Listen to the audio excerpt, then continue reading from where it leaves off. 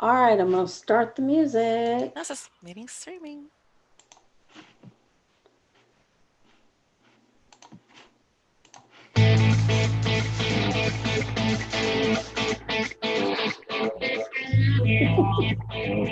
It's a little bit strange.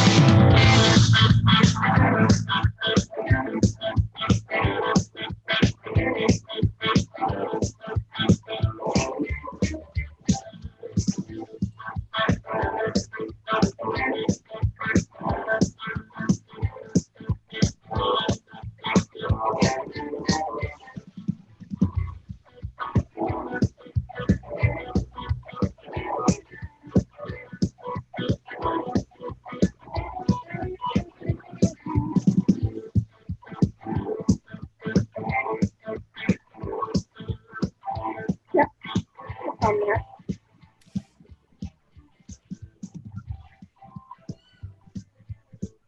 Welcome. Hi, Rocky. Hi, Jamie. Wow, you get to be my first guest. So, welcome everybody to Ain't You a Peach? The premiere episode. Yes, the premiere episode. So, we're going to have an interesting conversation. It's something I've been wanting to talk to her about for a long time. I don't know how many of you know that we both have a child who has autism. Mine's Correct. older, so I've already been through a lot of the big headache. So I wanted to have that conversation. It's you're on the other side while I want to say I'm just getting started with mine, but I know that the more difficult years are coming along. It's my daughter Melissa's 8th birthday today. So I Yeah. know that from this point on things are only going to get more and more difficult. And is it But not coincidental that it's my son's 21st birthday today? it is serendipitous, truly. Truly. Yeah, it was. When you told me that her birthday was Saturday, I wasn't. It didn't click. It didn't click because I was still not sure what day was what. And then throughout the week, I'm like, okay, Dylan's birthday is Saturday, and I have to figure out something that we can do for Saturday. During the day. Yeah, which we ended up. We went. He didn't get up until late. He stays up until 3, 4, 5, 6 in the morning. He's I woke him up. 21. We did the Yeah, same thing at 21. right. He's online gaming and various other graphic art stuff. So we ended up going and having a late lunch, early dinner Hmm. at a Mexican restaurant, and he had his first legal alcoholic That you beverage. know. Well, no, I mean, legal wise, that he actually was allowed to go in and purchase it. Yes, yes. He Presenting has, ID. he has, yeah, usually for his birthday, he likes to throw a huge house party. Hmm. Not here. He has a lot of friends and they end up renting houses and getting, I mean, the last party he had, I think he had 6 bands Hmm. and, they have people cooking and, you know, you name it, it's there. Hmm. So they, have a bunch of punk bands and whatnot. And this year he just decided, yeah, I'm just going to stay home. Yeah, well, the older you get, the more of a hermit you become, where you just want to spend time with your family, and then you get even older, and then you just want to spend the birthday by yourself. Yes. Hopefully none of us get to that stage, but depending on how further out the birthday is, the more by yourself you want to be because you don't like people all that much. But hopefully it Yeah. never comes to that. Most of his friends, which I think this is a lot of, part of his issue is that he has a lot of online friends. Hmm. Um, the friends that he does have that he's met face to face, they live hour or so away, spread out around us. And it's not easy for him to go hang out with them. Mm-hmm. They don't want to drive over here, and he has no way to get over there unless somebody picks him up and drives him. Mm-hmm. So he pretty much, yeah, his online life that's his. Very active, but he stays home for the most part. Yep. Well, Oh, kids on the spectrum tend to do a little bit better when they stay close to home, I oh think. yeah. With their parents nearby. So, it's probably for the best that they stay local or as local as possible. I worry when he's gone. It does. It's natural for a parent, regardless of whether you have a special needs child or not.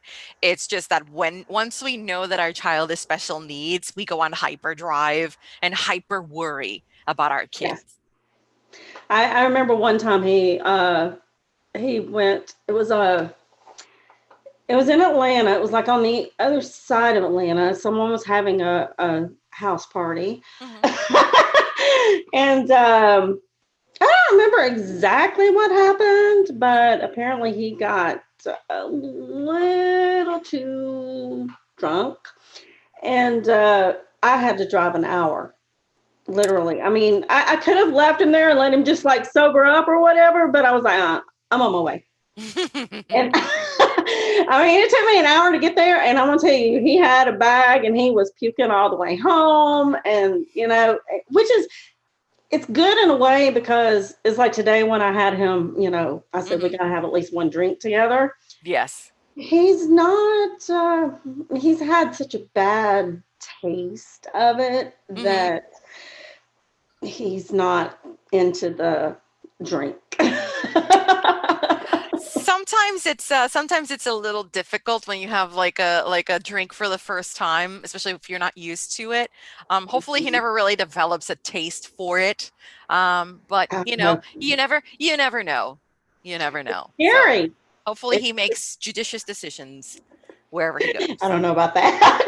Oh well, let's put a little bit of faith in our kids. A little bit of faith and trust. So, So, how old was Melissa when you not had a diagnosis, mhm. but you saw her and said something's not right. Something's not adding up here. So at around 2, Melissa wasn't really very verbal. And I had my concerns that maybe she just needed speech therapy. I had concerns that maybe she had auditory issues, that she couldn't Mhm. hear well. So she may have suffered some sort of deafness somewhere. I'm not quite sure why, because Right.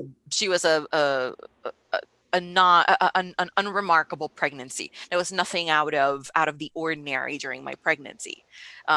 She was a healthy child, but I could see her a lot of times, even when she was starting that stage when babies begin to make their first sounds. I could always see her struggling to say something. So I thought that her impediment was going to be speech, and that speech therapy was going to take care of it. Mhm. At the time, I was working for a company in New York, which unfortunately closed its doors because they were going to relocate their headquarters to the Jacksonville, Florida area. So during that time, I held off. At that point, I think Melissa was probably 2 months and 8 years old, and her speech progress hadn't really progressed all that much. So once my tenure at that workplace ended, we contacted a speech therapy group where they did some testing, and they performed occupational and speech and behavioral tests. And about a week later, they came to my house and they told us that Melissa was on the spectrum. And from that point on, she started getting at home therapies. She had a plethora issues. She had feeding issues on top of the speech, on top of the occupational and the behavioral issues. A lot of things that she has overcome since, for the most part. Eating issues, as in she just didn't like certain textures and Feeding stuff, issues, or as in my daughter was over 2 years of age and she was still eating baby food, oh, like okay, pureed baby food. She wouldn't eat anything, like even things like pudding, oatmeal, a soft scrambled egg, things like oh, that. She just wouldn't have. Like you would put it in her mouth and she would immediately spit it out. But she would be okay wow, with stuff that was really, really mushy. Um, we had the breakthrough actually once before we moved from New York to Florida. She was already starting to eat food that was a little bit more solid. So by the time that we came down here, she was being introduced to other foods other than the jarred baby food at that point. And well, needless to say, it was not it with Melissa, we have made a lot of progress in the past 3 years, I would say, but speech is probably my most concerning, A, and B, her cognitive abilities are still that of about a 2.5 year old. So right, there are some things that are slightly more age appropriate, or at least a little bit older, um, on the cognitive scale, but there are some other things in which she's still very innocent about. So I'm hoping that as she gets older, she can get over these hurdles and she can develop to something a little bit closer to her chronological age. right.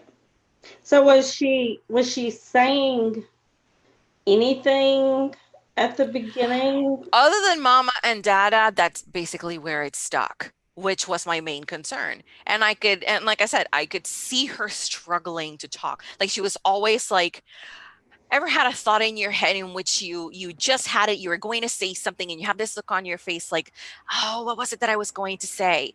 Well, she always had I that did look on that all her the face. That time. happens. Well, for us it's an everyday occurrence, but for a child that age, especially when they're trying to communicate with you, she always had this look on her face like she wanted so bad to say Yeah, something, but the connection wasn't there. It was like a misfiring between the brain, what it wants to communicate, and what she can actually say.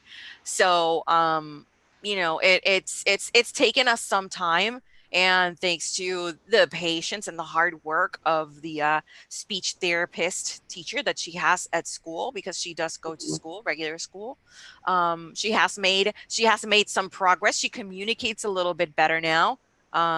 She her vocabulary has expanded a little bit, but not enough to like carry a conversation, or not enough to construct phrases of 2, 3 words. So, yeah, but there are a lot of cues. Your child, there are a lot of words and sounds and cues that she gives me and my husband, that we know what it is that she wants. oh yeah.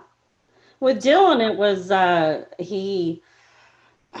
I think, if I can remember correctly, it seemed like his vocabulary was right around the normal for his age. What is it they say, like 10 words or something Yes, like that? depending on the age, yeah, it's like anywhere between 10 to 20 words, something. There's a scale, Well, he regressed.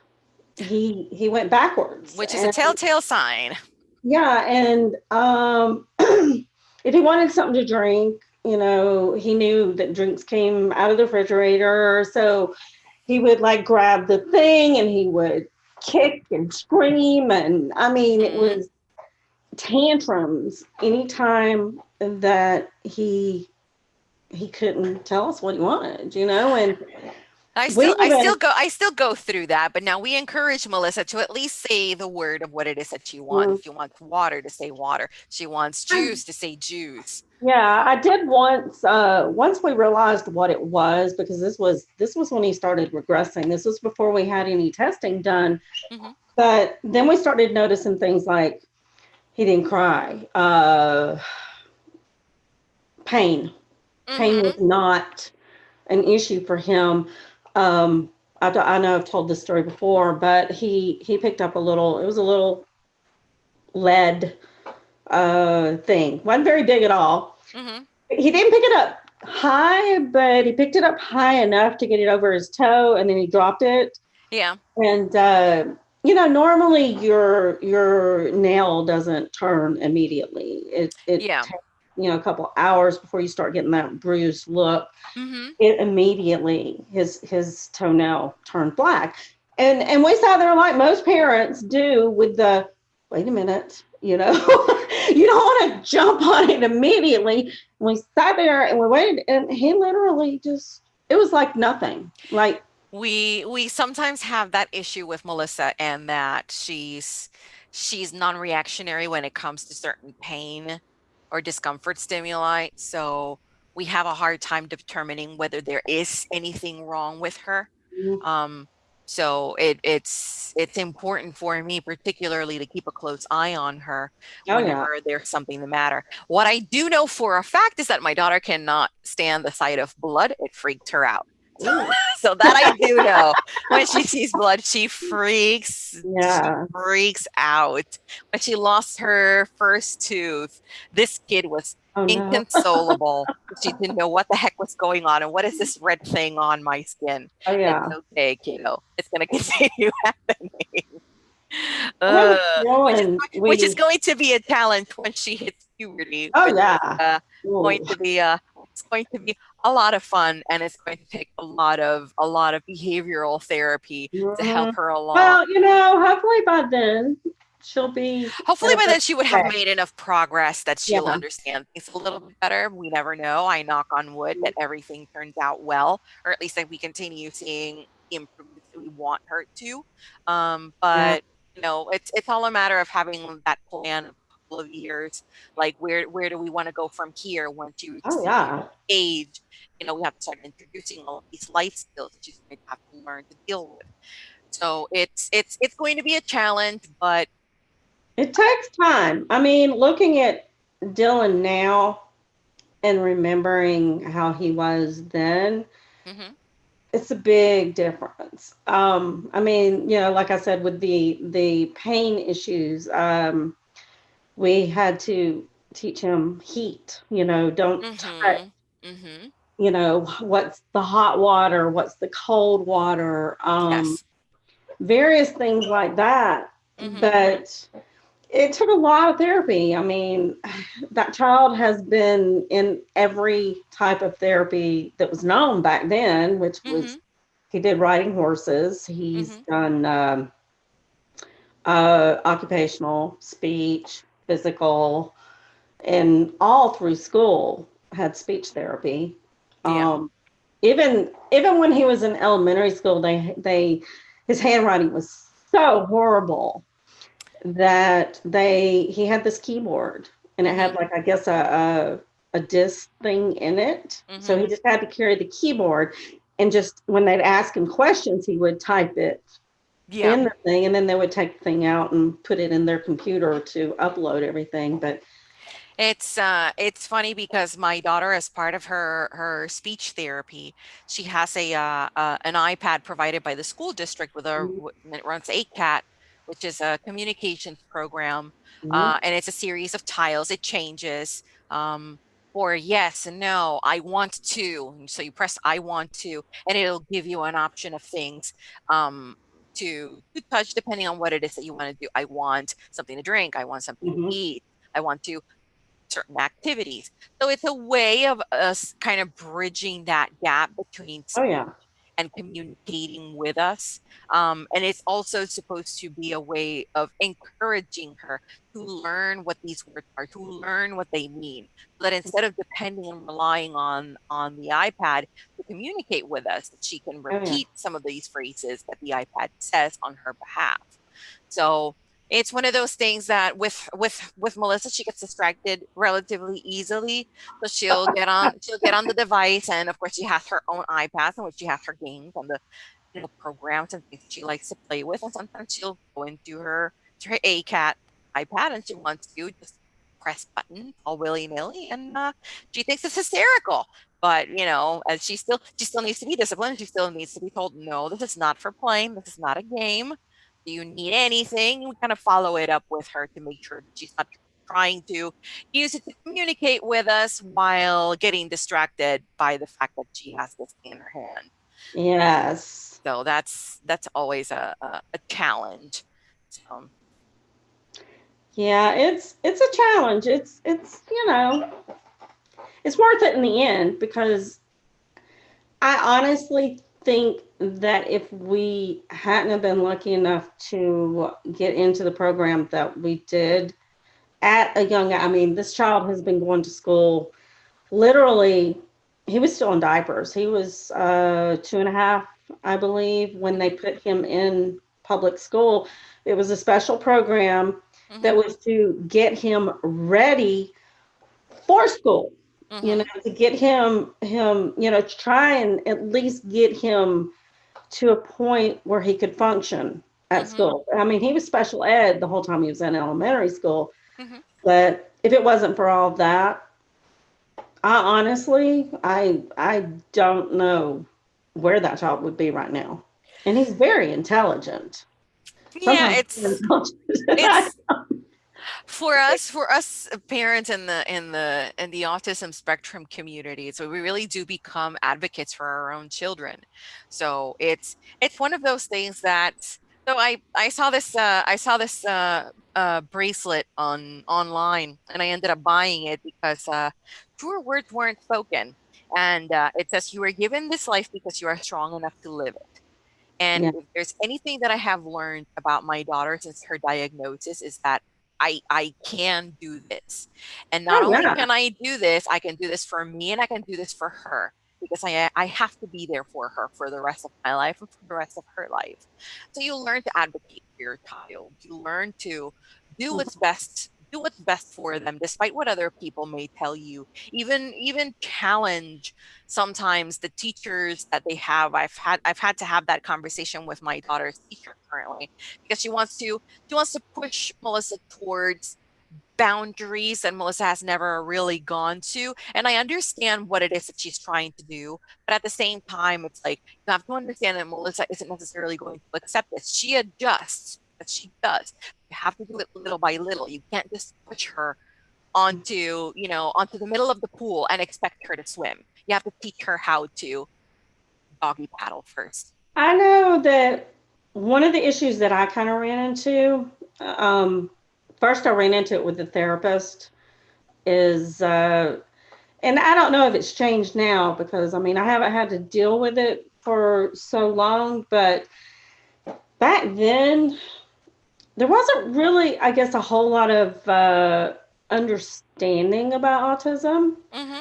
and therefore they didn't really know how to handle, Mm-hmm. what you should do, what you shouldn't do, just like the pushing and stuff like that. It's I found with Dylan, it's not good to push too hard. You know, they backfire. They yes, it's every child with autism, and just like any child really, they respond differently to things. Mhm. So just because your method worked, 70% of the time with the students that you've had doesn't mean that it's going to work for the other 30%. So you have to Uh-huh. adjust your approach a little bit. And like I said, I do understand what it is that Melissa's teacher is trying to do, but at the same time, she also has to understand that not every child is the same I regardless of had whether a, they have a challenge or not. I believe it was I think she was a speech therapist. Now, Dylan's diagnosis is neurosensory disorder, Hmm. and you know what it means, right? I mean, you know what the neurosensory part is, or no? For those of you who don't know, uh, I didn't know what it was called the first time I'd ever heard about it Hmm. because I wasn't I didn't I don't even think I had Dylan at that point. But the children that you have to cut the tags out, any seams, anything that touches their body, they Yes, do not like. a sensory Okay. processing disorder. Yes. Well, Dylan's on the opposite end. Hmm. He doesn't have the deep muscle, he doesn't feel his muscles in his legs, his throat. Mhm. He likes to be on top of you. He likes to be touching. Yeah, If he doesn't now. which is still part of that sensory processing disorder. Because, for example, with Melissa, so at the beginning of the school year, we bought her, brand new uniforms for school and everything. Never once did she have an issue with the metal buttons on pants. Mhm. Now she can't have them. We transitioned from metal buttons to plastic buttons, which were okay for about 2 weeks. And after that, we had to switch to basically jeggings because they because they don't have buttons. You just pull them on and pull them on and pull them off. If there's a And will, there's a way. it's worked for us fine. But in like I said, Melissa just turned 8 today. So now, little by little, she's starting to express her personality a lot more. And now I don't have to worry about her uniform all that much because now she disagrees with the uniform code at school. And now she wears whatever she wants. Because when I bring the Ah. uniform out, she points to me and she points to the room in her own way. She goes like, ha! Like, no, I don't want that. Take it away. And then it's like, okay, so come to the room with me and show me what you want to wear. Mm-hmm. Stand in front of the dresser. She opens the dresser drawer. She starts looking through the shirt. I'm like, no.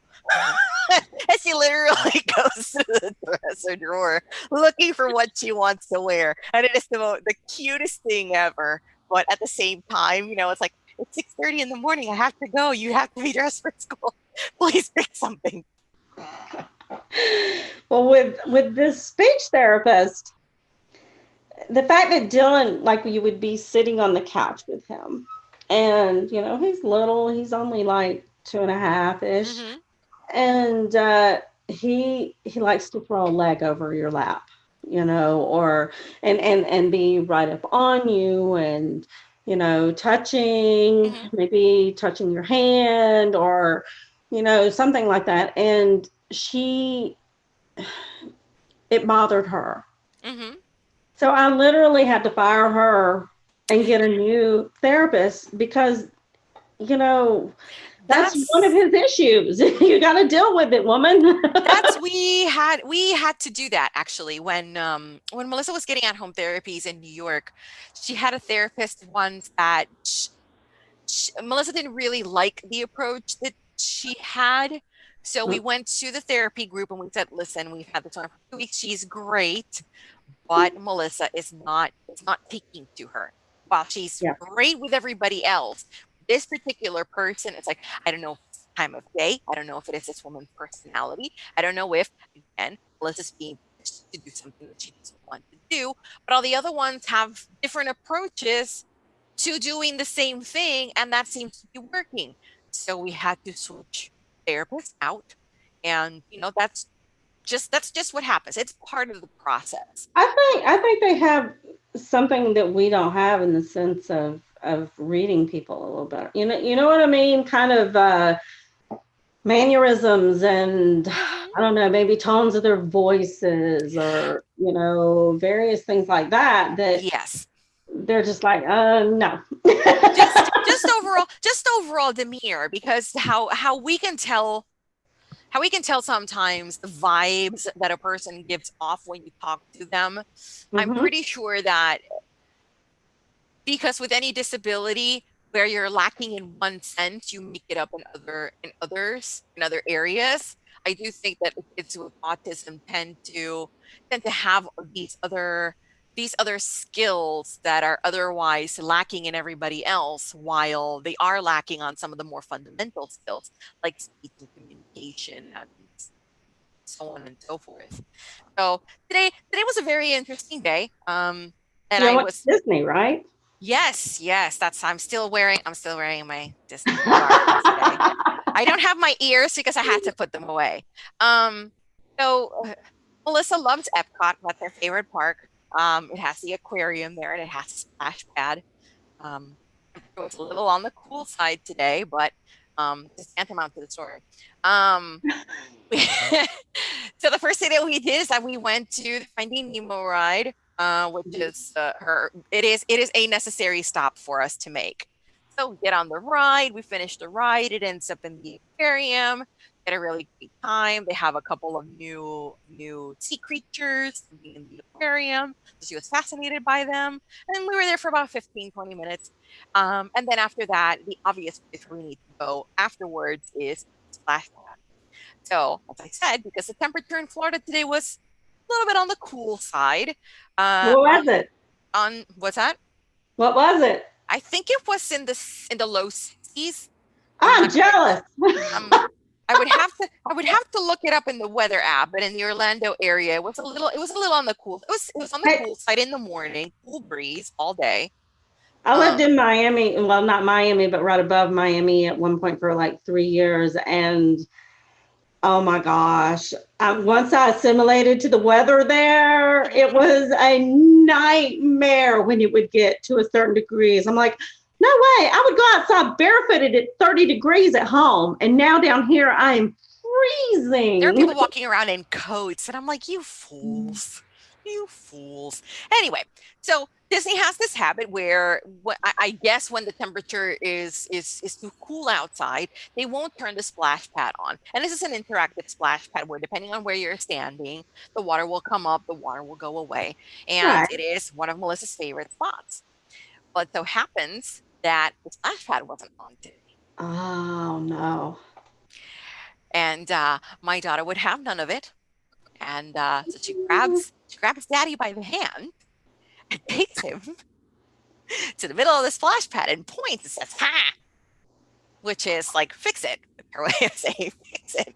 And it's like, It's my birthday. I want it on. it's like, kiddo, I love you, but I can't turn this on. It's not, it's not in my hands. Can't do that. So we kind of let her. Tom and I were standing around like, listen, she's going to get upset, but she also needs to understand that it's not working.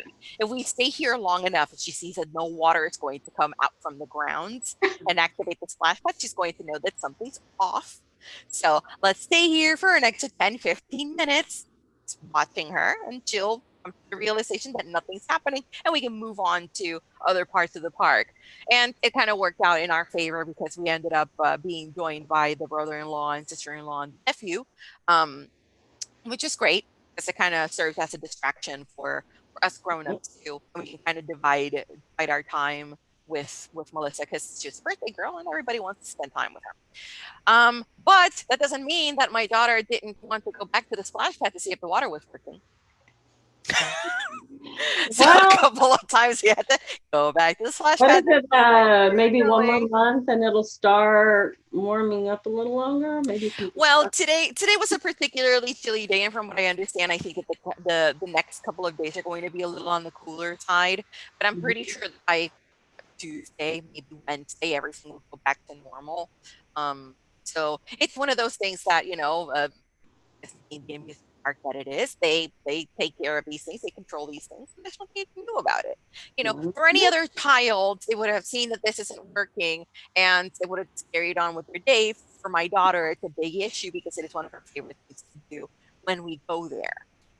Well, that's one So thing about autistic kids. They are very routine. They are very yes, into it has to be this way. just That so. way is new. Mhm.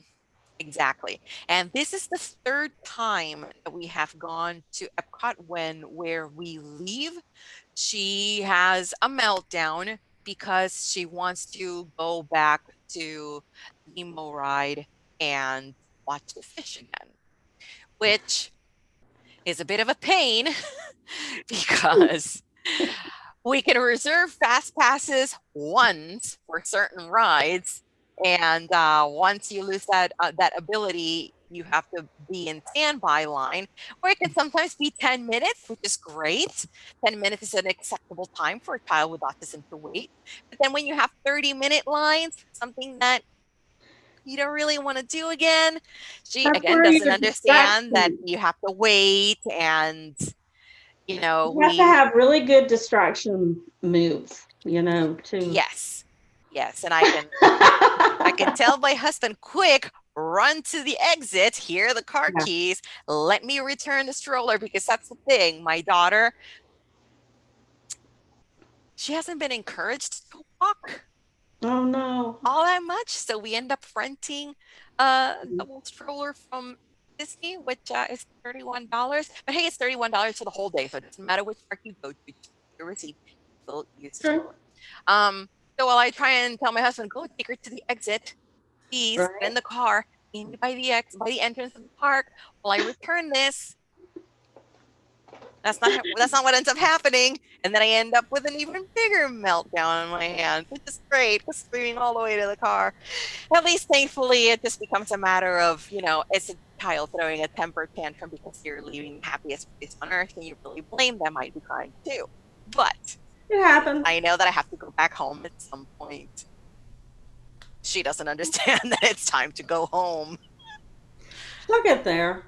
She She'll get will. there She eventually. will. You got She's the, it's a challenge, like I said, and everything has to be done just so, and we have to follow this almost like a plan. We have the times that we go to Epcot particularly, everything has to be the exact same way. We deviate from that plan, all hell breaks loose. First, it's Nemo in the aquarium, then it's the splash pad, then a little bit of a walk here and there. Then we have to go back and get her favorite macaroni and cheese to eat, go back to the splash pad, we go back to walking a little bit more, to go back to the splash pad, to go back to Finding Nemo and the aquarium. So that's basically how we yeah. spend our day. That's how we spend our day at Like I said, I have totally been there. I mean, one little thing out of the one little normal thing out and of the whole place, day is just ruined. ruined. Yeah, I yeah. mean, you're But not going to live this one down. it doesn't come without its little victories. Um, so for one of the big issues that we had with Melissa was during the time of potty training. For a very long time, Melissa was wearing diapers and was wearing pull-ups and things like that for everyday occasions. So we are at a point now where we don't have to rely on these things anymore. When I want to say 4 months ago, I had to carry, pull-ups with me, or at least like the overnight pants, which is the same thing, just the Mhm. size range is a little bit bigger. Um, it's actually been this maybe TMI for some of our viewers right now, but it's been probably 6 weeks since my daughter has been going to bed wearing regular people clothes. She hasn't had an accident yet. I knock on wood on that. Yeah, And today we went to the park and she was wearing regular clothes, as any child does. And with the exception that because I know she may not necessarily tell me she needs to go to the bathroom, I do make it a point to every hour or so stop whatever we're doing, find the nearest restroom and tell her, come on, it's time to go to the bathroom. If she goes, great. If she doesn't, that's great too. But that's a great way for her to understand, you do have to stop every now and again to make sure that you don't have to. And we actually were accident free today. So yay me. that's a good thing. It's I will tell it's an you this. achievement. Because I have four boys, and Oh. Dylan's the baby, and so the potty training, that was no problem with the other three. In fact, my two oldest were 18 months apart. Hmm. So I came home with a new baby and still had one in diapers. And I think after like a week of both, being in diapers, Hmm. we ended that. But with Dylan, it was a challenge, and I'm not gonna lie about it or anything else. But when he started going to the school, Hmm. they potty trained him. I didn't even have to do it. I was like, oh my gosh, the best thing in the world, because I'll tell you, it was a nightmare. The school and at least the teacher that Melissa had at that point was very, I still see her every weekend. I work in retail during the weekend and I do see her and I always say hello, and she is one of my favorite teachers that Melissa ever had because she was always very sweet, very kind, very understanding, Yeah. and very gentle in her approach. Despite the fact that she would demand things from Melissa, she would be very sweet in her demeanor. And she was one of those catalysts to help Melissa transition to to being potty trained. So she helped us along the way, but the probably the more difficult one is always going to be there's one of the two potty actions is always going to be more difficult. And sometimes you just have to wing it. Sometimes you just have to let your child roam the house sans robas and just let them figure it out. And the moment you see some shady activity going on, you take that kid and you sit them in the toilet Well, I and know. prepare yourself because there may be something waiting for you somewhere that you didn't think was going to be I, there. I definitely found with Dylan that it was like it was easier to just pick something. Hmm. Pick pick one thing. Work on it for Yes. a week or 2 weeks and Hmm. forget about everything else. Just work on that. Literal baby steps, one thing at a time. Once you master that, It's then you like can they get move on to the overloaded. next thing. Yes, yes, because I do believe that, you know, there is that cognitive handicap, and I don't know if Dylan is the same way, but my daughter gets distracted really easily. Well, So, Dylan also has a diagnosis of ADHD which on most kids with top. autism do Yes. have a diagnosis of Yes. ADHD. Now he did medicine while he was in school Mm-hmm. at the teacher's request. We went on and did the medicine. Mm-hmm. Um, he didn't do it on the weekends. He Mm-hmm. only took it when he was in school. When he was out for periods like Christmas or summer For like vacation, breaks. didn't touch it. Did not touch it. Mm-hmm.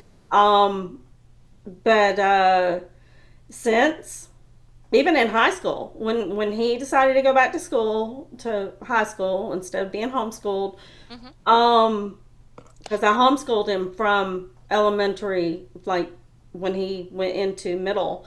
Mm-hmm. I homeschooled him from there until high school, and he was having the urge, I think, to be around other kids. Mm-hmm. Um, Get to be so we socialized. agreed. Right. So we agreed for him to go back, which it didn't work very well. They It didn't. still is the public school system. Well, that and they didn't have a special ed. He was still on IEP, Hmm. but they gave him extra time for testing. They do some adjustments, and I can Yeah, understand that. But he at was least allowed to in go into another room, like hmm by himself, yeah, and yeah. do that. I'm very, very lucky that at least here in the state of Florida, and I don't know if it is like this in other states, is there are not all of the schools in the area have like an ESC department where Mhm. special needs children just That are was part of a actually specific classroom where everything is adjusted to fit their needs, whether it's autism, whether it's Down syndrome, whether it's cerebral palsy or anything like that, where there are adjustments made to the classrooms and some I forgot the word I was gonna say. I'm trying to get well, all we of them. were we were in Broward. Hmm. He finished. He did half of his fifth grade Hmm. here, and then we moved halfway into the year to Hmm. Broward, and so he finished out his elementary there, and he went to middle school, and it was a nightmare. He was being bullied. It was really bad. They mainstreamed him into regular classes. He had Hmm. no. I think he had I think he had a speech therapy. I can't remember exactly if he did. I know he did at the elementary school. Hmm. But it was so bad that I was actually contacting lawyers because of the bullying. It was out of control, and the teachers weren't helping. And It's one of my concerns. yes, Um, the older that Melissa gets, because despite everything, Melissa's a really sweet, really happy child. that's how Dylan was. So I'm Yeah, not there with I her all never. the time, so I don't know I what mean, goes on when I'm not there.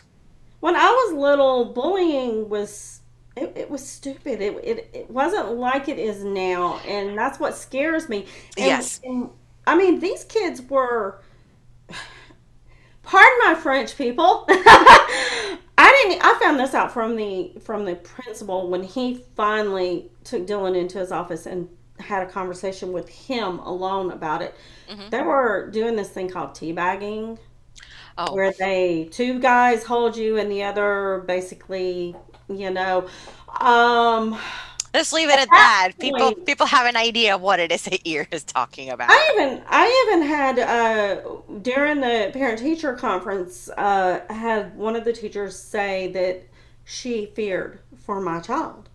Okay, it's your job to make sure my child is okay while he's on this property. Hmm. And you want to tell me that you fear for my child, which is what initiated my That calling is the lawyer. moment. That is the moment you take your child out of that school. That was when I talked to the lawyer. She said, honestly, you won't find a lawyer to handle it until he's pretty much crippled or dead. Hmm. And that Broward had a $50,000 ceiling Hmm. on lawsuits, Hmm. and that no lawyer would handle it because they would drag it out so long that $50,000 would disappear really fast. Of course, Yes, and before they even started doing anything. her words to me was, "Take him out. What are they going to do?" I took him out. Don't wait. Yeah, don't wait until things get bad to the point that something terrible happens to your child. You take your child That out was as soon as you that can. was what started our homeschooling. Was that, and luckily he was at a good enough point that we were capable of doing that. Hmm. You know, I had to guide him, and I had, you know, because he's very used to the oral. He's very used to, it's like if he reads it, Hmm. it doesn't click. It has to be. Yeah, it has to be read to him. You mean Yes. it has to be verbal? If you read it to him, Hmm. he understands it better. So Hmm. it was kind of everything and that was the same way it was in elementary school. Was all of his tests were done orally. They would read the Hmm. questions, and he would answer the questions. Yeah, And and there are some that's not unique to kids on the spectrum. That is something that is given to other kids as well. And right, there's some regular people out there that that would prefer to listen to an audiobook rather than read it because they would yeah. understand the content so much better. We all have different ways of learning, and we learn better once it's adjusted to what we like and what we prefer and what our brain stores that that much you know, better anyway. Trying to get my words without sounding like a complete fool. He's still like that. He likes watching video, or you Hmm. know, it's like during a lot of the homeschooling we would find, if I knew that he had a certain topic or subject that he had to work on, Hmm. I would look until I could find videos Hmm. that would explain what they were trying to teach him. At least luckily in this day and age, our children with autism have, I think, a better chance of Oh seeing yeah. improvement. And they always say that the sooner you can start your child in any kind of therapy, the better the outcome you're going to have. Oh yeah. I am a firm believer in that. You know, early intervention is definitely what is best for any child, regardless of what their disability may be. Um, if it's just reading, writing, learning disabilities, the sooner you can start and fix the problem, the better it's going to be for your child and for your child's future. Um, but you know, sometimes we just have to make those adjustments and, Oh yeah. you know, wait to see where everything goes. And if it doesn't work, you change it slightly, you change the approach, you change your methodology, same Oh yeah. as if it were an experiment. But yeah, at least today, nowadays, with technology and how much stuff is accessible online, it's easier for you to understand where your child is, where your child is coming from. You can Hmm. see what other people have tried with their own kids, and it gives you ideas of what can I do? Can I borrow some of those ideas and apply it Yeah. to my child's specific needs or specific situation? And in Dylan's case, he has an issue understanding or learning something. You can find a resource online that helps him in the process, and it helps you Yeah. understand it for him so that, I actually got a good education out of it too because yes. I'm having to watch these things with him and Mm-hmm. kind of ask him questions while we're watching it Mm-hmm.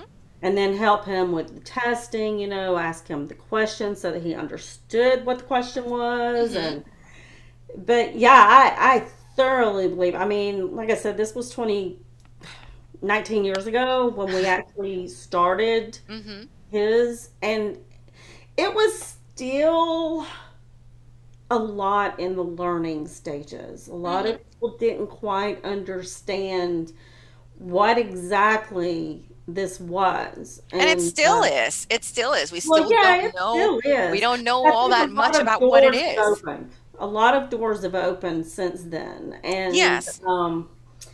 yeah, I mean, I honestly, if we hadn't gotten him, started in some sort of therapies Mm-hmm. as young as he did, I don't know. I don't know where he would be at this I point. likewise, likewise. And a lot of times it's, at least as a parent, and that is one of those things that I struggle on a daily basis.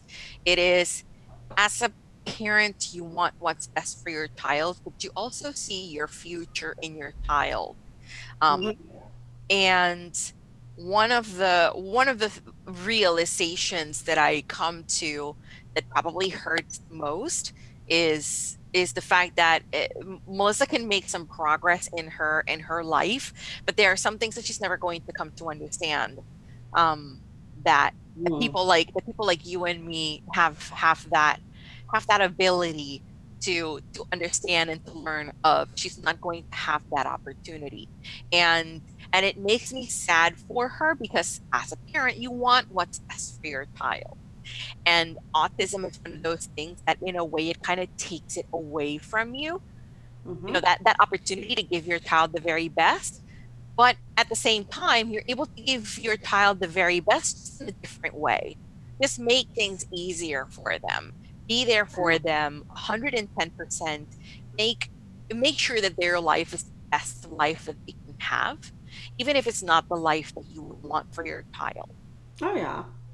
I mean, I have people that don't understand. They kind of give me crap about the fact that Dylan's not out working. Dylan has tried. He Hmm. he has had several jobs out, Hmm. fast food or in merchandising and things like that. That he doesn't have the social what it takes. Yeah, He doesn't have. you have to have social skills in order to have a real job. So unless he's able to find a job that he can something that he can work from home, and like for That's example, if what he I'm likes hoping. computers and he likes technical things, it's stuff that he can work remotely, telecommute, even like customer service or whatever it may be. Thank goodness that we live in a day and age in which a person doesn't have to leave the house to Yeah. necessarily work. You can do work from home. It may not be the best work out there, but it gives you the opportunity to still be a productive member of society, have a source of income, Yeah. but you're still able to do something with your life. And I really wish that people were a little bit more understanding. I don't know if it is. I sometimes get frustrated at the fact that, you know, particularly in Melissa's school, you know, April is Autism Awareness Month. But to me, it seems that they limit that to a couple of days out of the year instead of using everyday opportunities to show people and to explain to people what Yeah. it's like to have a child with autism and what autism really is so that it doesn't shock them. So that when they hear a kid crying at the store, it may be a temper tantrum because the kid isn't getting a toy, or it may be a child in the middle of an autistic meltdown. Because Lord knows I have left many a time a shopping cart full of stuff because my daughter is having a meltdown. She hasn't had one at a store in a long time, but When you're out there and you have a child with autism, you know exactly what that feels like. You have to leave that buggy Oh, exactly yeah. where it Been is, there. full of your ice cream, your meats, your cheese, and milk. And you have to literally walk away from it and go back home because that child will not calm down. And there's Oh, nothing yeah. you can do to stop it. It just happens. Well, I wish people were luckily, more understanding about that. Dylan does. He's pretty much self-taught himself graphic arts, graphic designing, Hmm. things like that. I keep trying to give him hints on how to work towards, building something. Hmm. Um, but it goes on deaf ears. He's bound and determined he wants to do it his way and his way only, and he makes a little bit of money. Um, but I don't know. I mean, for me, it's like I have these at least once or twice a week Hmm. where I don't sleep very well at night. And it's the what ifs, what if something, because I mean, I'm getting up there, I mean, I know I'm not old, but I'll be To me, every soon. night is that kind of night. Yes. And it's like, what happens when I'm gone? What's going to happen Who's when going to dot help dot him? dot. Who's going to That's take care of him? And it scares me half to death. And it's just like I can't shut it off. That is literally every day of my life. That is literally every day of my life. And I try to explain it to my husband. My husband's older. My husband's 17 years older than I am. So, in the grand scheme of things, if anything were to happen to him, he would be the first one to go. Let's be honest. And I would be left taking care of Melissa. And my fear is always, am I going to be able to do this by myself?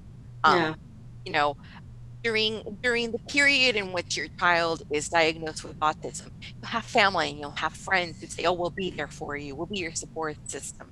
And sometimes that doesn't happen. Some people Yeah. say things, and there's the people that say it, and there are the people that actually commit to it. Um, and I don't have a huge support system, but I know of at least one person that I know. If anything were to happen to me, she would stop what she would be doing at the And that's moment good. and come here and help out. And that is my best friend of 20 plus years. And we basically have this unwritten contract that if anything happens and I'm left by myself with Melissa, she is leaving Texas, she's moving here with me. I told her I'll give you Yeah. her room. It's like we'll make whatever adjustments we have to make. But when I have other family members, like my husband's family, but Right. it may not always work the way that you think because that's what Well, happens when you have a child with autism. it's Nothing ever having a works out the way it's having intended. a backup thing. That's the main thing, and I would hope that my oldest would somehow step in To and step up, yeah. try and help, in that situation. But we are coming to the end. You want to Already? tell? You have any closing or anything? Where can you be found? I know Well, most people know that you're in the Bells of Liberty. yes, I am one of the three bells of Liberty. We can be heard on Mojo 50 Radio. That's mojo50.com. Um, our show is Saturdays from 2 to 4. I don't know if we're still on replay on Sundays. I want to say it's Sundays 12 to 2. We are working on a couple of things. We hope to be on Facebook Live sometime soon, hopefully for like a Valentine's Day candy stuff. But more details on mojo50.com. Well, I will see everybody back next Saturday at 8 o'clock.